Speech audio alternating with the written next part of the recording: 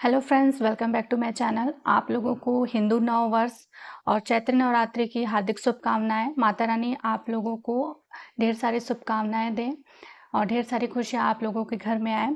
आप लोगों के डाउट्स बहुत सारे थे कि फिशबोन एनालिसिस कैसे बनाते हैं और फिशबोन डायग्राम को बनाने का क्या प्रोसेस है। तो मैं आप लोगों के लिए उसी डाउट को क्लियर करने के लिए आज ये वीडियो लेकर के आई हूँ। वीडियो को लास्ट तक ज़रूर देखिएगा ताकि आपका हर एक डाउट क्लियर हो सके और आपको इसको बनाने में इसका जो प्रोसेस है उसमें कोई भी प्रॉब्लम ना आए। मैं ऐसा इसलिए बोल रही हूँ क्योंकि मैंने ऐसा देखा है और मेरे कुछ CHO फ्रेंड्स भी हैं जिनके थ्रू मुझे पता चला कि असेसमेंट के टाइम जब भी एनक्वास का असेसमेंट होता है तो असेसर के थ्रू कोई भी एक टॉपिक दे दिया जाता है और आपसे लाइव बनवाया जाता है कि फिशबोन डायग्राम बनाओ या फिर PDCA साइकिल वाई एनालिसिस कापा बनाओ। तो आपको इसके बारे में डिटेल से पता होना चाहिए ताकि आप ऑन स्पॉट इसको बना सकें। तो चलिए स्टार्ट करते हैं। फिशबोन डायग्राम हम कैसे बनाते हैं। स्क्रीन पे आपको जो दिख रहा है वो फिशबोन डायग्राम है, जिसे फिशबोन एनालिसिस या फिर फिशबोन डायग्राम भी बोलते हैं। इसको समझाने से पहले मैं आपको ये क्या होता है इसके बारे में थोड़ा सा एक सुपरफिशियली बता देती हूँ ताकि आपको ये बनाने में इजी हो। फिशबोन डायग्राम होता है उसको हम इशिकावा डायग्राम भी बोलते हैं। इशिकावा डायग्राम इसलिए पड़ा क्योंकि जो फिशबोन डायग्राम है उसको इंट्रोड्यूस किया गया था मिस्टर काओरू इशिकावा के द्वारा, इसीलिए इसका नाम भी इशिकावा डायग्राम हो गया।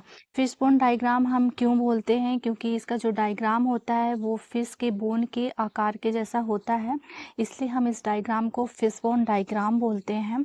नेक्स्ट इसका एक और नाम है cause and effect diagram. Cause and effect diagram इसलिए बोला जाता है क्योंकि फिशबोन डायग्राम में जो भी कुछ मेन प्रॉब्लम होते हैं उसके क्या क्या कॉजेस होते हैं हम उसको आइडेंटिफाई करते हैं। स्पेशली ये जो फिशबोन डायग्राम होता है वो कॉज एंड इफेक्ट डायग्राम होता है। अगर कुछ भी प्रॉब्लम हुआ है तो वो किस रीज़न से हुआ है हम उसको फाइंड आउट, हमको पता चल जाता है उसका कॉजेस और उस कॉज के वजह से क्या इफ़ेक्ट हो रहा है। दैट मीन्स कि जो प्रॉब्लम है वो हो रहा है, तो इसी के वजह से हम इसको कॉज एंड इफेक्ट डायग्राम भी बोलते हैं।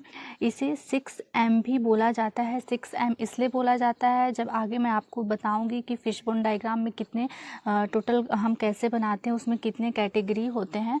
उसमें टोटल 6 कैटेगरी होते हैं और हर एक कैटेगरी का जो अल्फ़ाबेट जब हम स्टार्टिंग लेटर देखेंगे तो वो M से स्टार्ट होता है, इसलिए इसको हम 6M भी बोलते हैं। कभी कभी क्या होता है कुछ लोग जो लास्ट का जो 6M लास्ट 6 नंबर का जो M होता है उसको एनवायरमेंट लिखते हैं, जिसके वजह से उसका जो अल्फ़ाबेट स्टार्टिंग लेटर होता है वो E होता है। इसीलिए इसका एक और नाम है 5M + 1E। आई होप आपको अब इसमें और कोई डाउट नहीं होना चाहिए। फिशबोन डायग्राम को हम कौन कौन से नाम से जानते हैं। फिशबोन डायग्राम को हम फिशबोन डायग्राम भी बोल सकते हैं या फिर फिशबोन एनालिसिस भी बोल सकते हैं, इशिकावा डायग्राम भी बोल सकते हैं, कॉज एंड इफेक्ट डायग्राम भी बोल सकते हैं, 6M या फिर 5M + 1E भी बोल सकते हैं। जो फिशबोन डायग्राम होता है उसको मिस्टर काओरू इशिकावा के द्वारा बनाया गया था। ये जो डायग्राम होता है वो एक क्या होता है, प्रॉब्लम सॉल्विंग टूल होता है। Problem solving tool that means कि अगर कोई भी प्रॉब्लम आपके पास आया है, कोई भी प्रॉब्लम है तो उसको हम कैसे सॉल्व कर सकते हैं, तो उसके लिए ये एक टूल के तरीके से हम इसको यूज़ करते हैं जिससे हमको उस प्रॉब्लम का पर्टिकुलर कॉज पता चल पाता है। हम फिशबोन डायग्राम को क्यों यूज़ करते हैं, उसका क्या यूज़ होता है। फिशबोन डायग्राम का यूज़ होता है identifying the possible root cause for any effect and problem. जैसा कि मैंने अभी आपको पहले ही बताया था कि फिशबोन डायग्राम में जो पर्टिकुलर प्रॉब्लम होता है उसके कॉज को हम फाइंड आउट करते हैं, इसीलिए हम इसको किसी भी प्रॉब्लम के रूट कॉज को आइडेंटिफाई करने के लिए यूज़ करते हैं। एंड नेक्स्ट यूज़ है ब्रेन स्टॉर्मिंग सेशन के लिए हम फिशबोन डायग्राम को यूज़ कर सकते हैं। आप नेक्स्ट इसमें देख सकते हैं जो फिश फिशबोन डायग्राम होता है वो इस तरीके से हमको बनाना होता है। इसको कॉज एंड इफ़ेक्ट इसलिए भी बोला जाता है, आप इसको देख सकते हैं, ये जो स्ट्रक्चर है वो एक फिश के जैसा स्ट्रक्चर है, इसलिए इसको फिश बोन डायग्राम बोला जाता है। अब फिश के जैसा दिख रहा है, फिश बोन क्यों बोलते हैं, क्योंकि आप इसमें देख रहे होंगे ये जो यहाँ पे जो निकले हुए बोन के आकार का जैसा दिख रहा है, फिश के बोन के जैसा, इसलिए इसको हम फिश बोन बोलते हैं। और ये जो बोन होते हैं, इंडिविजुअल जो बोन होते हैं, उसमें पर्टिकुलर सेपरेट कैटेगरी होते हैं कॉजेज़ के, जिसको हम आइडेंटिफाई करते हैं। और इसमें हमको पर्टिकुलर जो भी रीज़न होता है, कॉज होता है, उसको हमको लिखना होता है। नेक्स्ट आपको इसमें दिख रहा होगा ये फिश का जो हेड वाला पार्ट है, उसमें हमको हमारे पास जो भी कुछ समस्या होता है, जो भी प्रॉब्लम होता है, हमको इस हेड वाले पार्ट में लिखना होता है।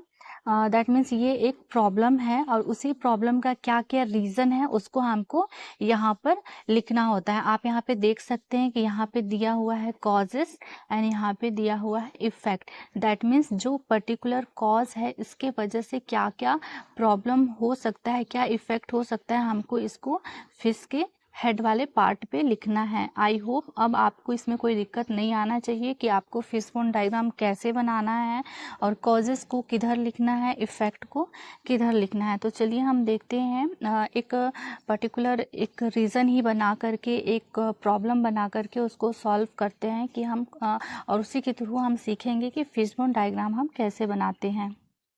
यहाँ पे आप देख सकते हैं, ये मैंने आपको समझाने के लिए एक फिशबोन डायग्राम बनाया है और उसमें एक प्रॉब्लम भी डाला है। जहाँ पे आप देख सकते हैं इसमें दिया हुआ है decrease provision of mental health services to the population.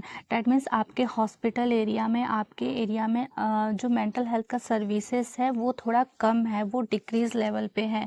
तो वो आपके लिए एक गैप हो गया या फिर एक प्रॉब्लम है।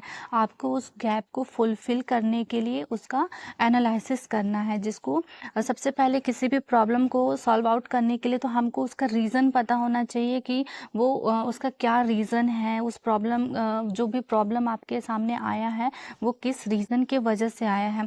उसी रीज़न को आइडेंटिफाई करने के लिए हम फिशबोन एनालिसिस या फिर वाइवा एनालिसिस यूज़ करते हैं। तो अभी मैं आपको फिशबोन एनालिसिस के थ्रू बता रही हूँ। तो जो भी आपका प्रॉब्लम है वो आपको यहाँ पे हेड वाले पार्ट पे लिखना है और आपको यहाँ पे दिख रहा होगा टोटल 6 कैटेगरी आपको यहाँ पे दिख रहा होगा। तो यहाँ पे हर एक कैटेगरी में हमको उस प्रॉब्लम से रिलेटेड क्या रीज़न है जिसके वजह से वो प्रॉब्लम हो रहा है उसको लिखना है। जैसे आप फर्स्ट पे यहाँ पे देख सकते हैं ये मैन है। मैन दैट मीन्स कि पर्टिकुलर किसी मैन या फिर स्टाफ किसी के रीज़न के वजह से, इंडिविजुअल रीज़न के वजह से वो जो प्रॉब्लम है वो अराइज हो रहा है। सेकेंड थिंग आप देख सकते हैं मशीन, क्या कोई मशीनरी कोई प्रॉब्लम है जिसके वजह से वो प्रॉब्लम अराइज हो रहा है, तो उस प्रॉब्लम को हमको यहाँ पे लिखना है। नेक्स्ट आप देख सकते हैं यहाँ पे दिया है मटेरियल। अगर किसी मटेरियल के वजह से वो प्रॉब्लम अराइज हो रहा है तो हमको इस मटेरियल वाले लाइन पे लिखना है। नेक्स्ट है मेथड। अगर कोई मेथड या फिर प्रोसेस में कमी या फिर कुछ मेथड से रिलेटेड की वजह से अगर वो प्रॉब्लम अराइज हो रहा है तो हमको इस मेथड वाले लाइन पे लिखना है। नेक्स्ट है मेज़रमेंट। ये मेज़रमेंट से रिलेटेड है, हाई, लो, इंक्रीज, डिक्रीज, ये सब हम अगर कोई किसी चीज़ में अगर कुछ कमी हो रहा है या फिर ज़्यादा इंक्रीज हो जा रहा है ना, लो है, इंक्रीज है, तो ये सब चीज़ अगर कोई मेज़रमेंट टाइप से अगर कोई प्रॉब्लम है जिसके मतलब कॉज है जिसके वजह से वो प्रॉब्लम अराइज हो रहा है, आपको उसको इस मेज़रमेंट वाले पार्ट में लिखना है। नेक्स्ट दिया हुआ है मदर नेचर, है ना। मैंने आपको बताया था कि जो फिशबोन डायग्राम होता है उसको 6M भी बोलते हैं। आप देख सकते हैं हर एक लेटर क्या है, M से स्टार्ट हुआ है। ये मदर नेचर, मदर नेचर को कभी कभी कुछ लोग क्या बोलते हैं, एनवायरनमेंट भी बोलते हैं। That means mother nature and environment same होता है, इसलिए इसका नाम 5M+1E भी है। एनवायरनमेंट में अगर किसी एनवायरनमेंट से रिलेटेड है ना, कम्युनिटी से रिलेटेड अगर कुछ कॉजेज़ है जिसके वजह से वो पर्टिकुलर प्रॉब्लम हो रहा है, तो उसको हमको इस वाले पार्ट में लिखना है। जो फिशबोन डायग्राम होता है, ज़रूरी नहीं है कि इसको हम हॉस्पिटल सेक्टर में ही क्वालिटी को इम्प्रूव करने के लिए, उसके कॉज को आइडेंटिफाई करने के लिए इसका यूज़ करते हैं, ऐसा बिल्कुल भी नहीं है। जो फिशबोन डायग्राम होता है इसको हम प्रोडक्टिविटी में, एचआर में, मेंटेनेंस से रिलेटेड, प्रोडक्शन में, क्वालिटी में, ये सब जगह पे भी यूज़ कर सकते हैं। बड़े बड़े कंपनी में भी कोई भी अगर प्रॉब्लम अराइज होता है तो वो प्रॉब्लम किस रूट के वजह से, कौन सा उस कॉजेस है जिसके वजह से अराइज हो रहा है, तो उसको भी सॉल्व आउट करने के लिए, आइडेंटिफाई करने के लिए भी हम फिशबोन डायग्राम यूज़ करते हैं। और हम अपने हॉस्पिटल लेवल पे भी इसका यूज़ करते हैं, और अभी मोस्ट इसका यूज़ एनक्वास के पर्पज़ से हो रहा है। डायग्राम में इसी टाइप से आपको बनाना है।